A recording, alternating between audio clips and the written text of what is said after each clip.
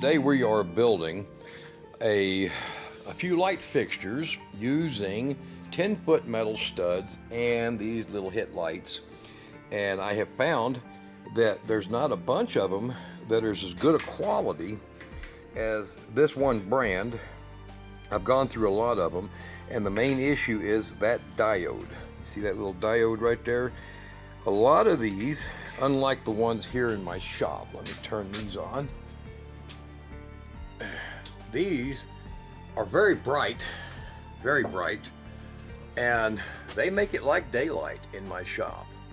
So one of the things that putting all of these different lights in has done for me is it's allowed me to run off my entire DC system, except for the very big lights that are overhead. Those run off the inverter. So what we're doing is we're going to put down a strip 10 foot long to go in a room that's about 11 feet. And I use this. This is called Welder. I've been using it for years, and it is a very aggressive adhesive that seems to be non-electrolytic. It doesn't create any issues, doesn't create any corrosion or anything, and it glues very well to metals as well as other things. And this is this stuff here, Welder. I'll probably put a link in there. You go find some of this. This is really good, and it works on everything. You can put it on your shoes, you can put it on your car panels in your car. It's not heat. Heat don't affect it bad. So what we're going to do here is we've got kind of a two-person job, so I have enlisted the help of my helper, and she is going to be helping me put together this light, because when you glue this, you want to kind of keep it suspended and keep it aligned. If you pull on one end, you'll knock this all out of alignment. Now this is just cheap $2.90 at a building supply metal studs, and they last a long time, and they'll easily mount. And I put the strip right down the top of this. Okay, so this indentation is not very high, and it won't matter. And I put the strip right down the length of it, the full length of this entire metal stud. These are the little small bulbs in here. These aren't the 50s.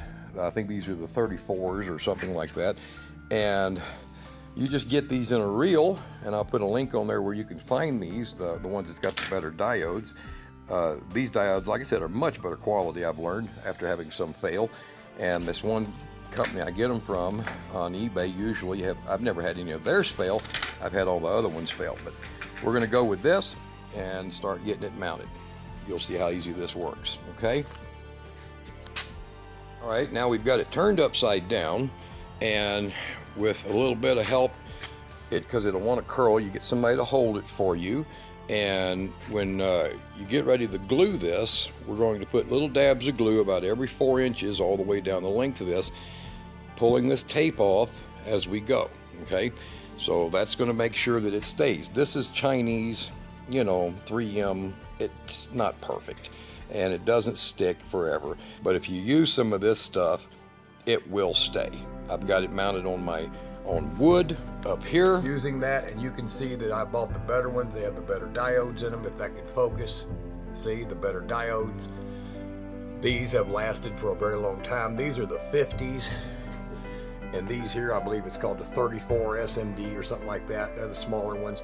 Got one there, and then I got another one here that lights up all my shelving, and they work perfect. So, and this glue holds them on wood as well as metal. All right, now what I've done is I put little dabs of weld glue all the way down the length of this whole thing, and I've got it down here at the connector also. So at this point, I'm going to let her go ahead and hold this right centered right there.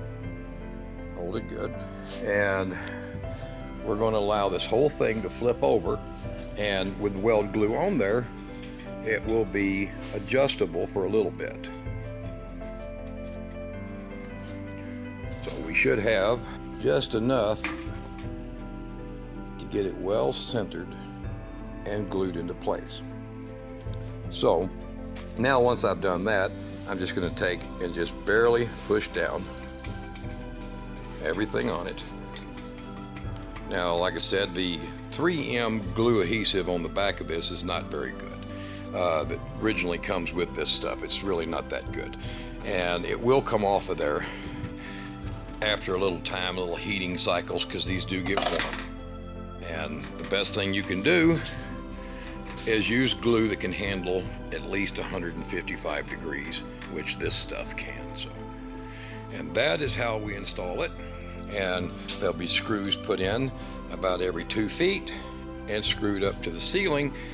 I'll show you that picture when I'm finished in the room they're going in. All right, now you can see the lights have been installed on here. They've been glued down. I've got a clamp to hold this in until it finishes drying out. And we have a few spots that need to be attended to. However, this 10-foot light cost a grand total of $7.80 for the lights, $3 with tax for the metal here. So under 12 bucks, you have a nice light fixture that can be used in storage buildings, everything else, and it can run off small batteries. This is just a little small mower battery, a Centennial mower battery, but believe it or not, these are AGM, and they're kind of a hybrid between deep cycle and starting battery. Kind of nice. But there's your easy job. Total price, under 12 bucks.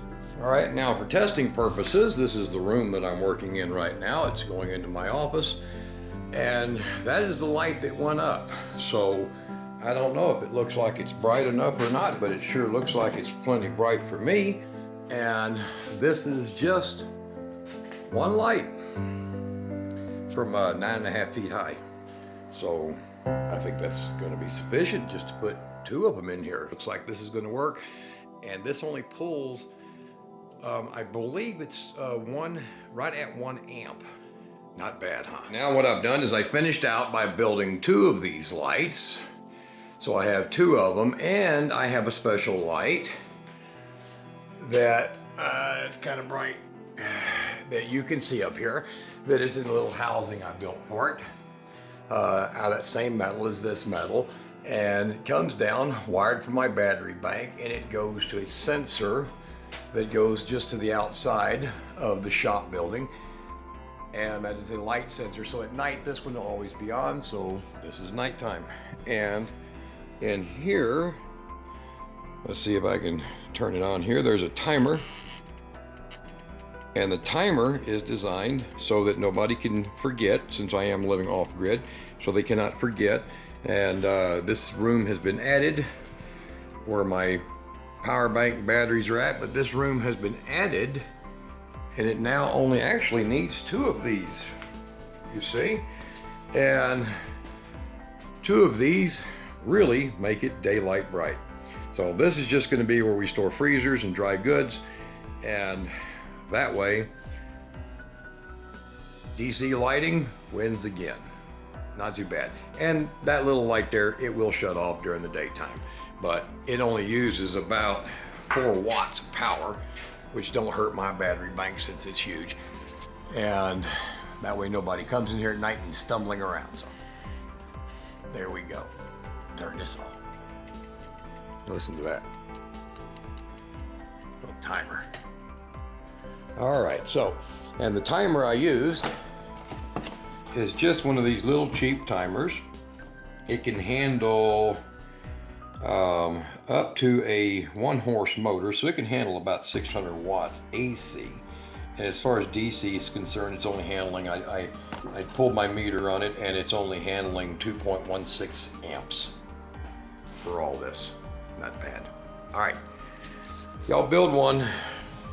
Save your battery power. Don't try to convert it from DC to AC and then use AC lights if you can help it.